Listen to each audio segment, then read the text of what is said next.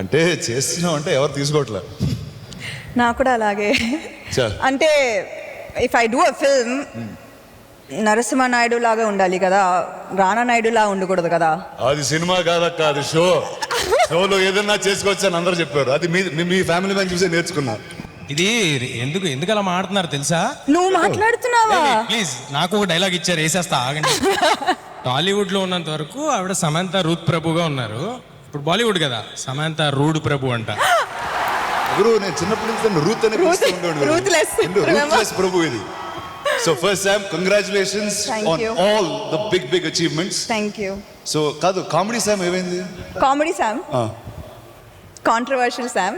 Controversial శామా comedy Sam? లేదు, she went to sleep. Good night.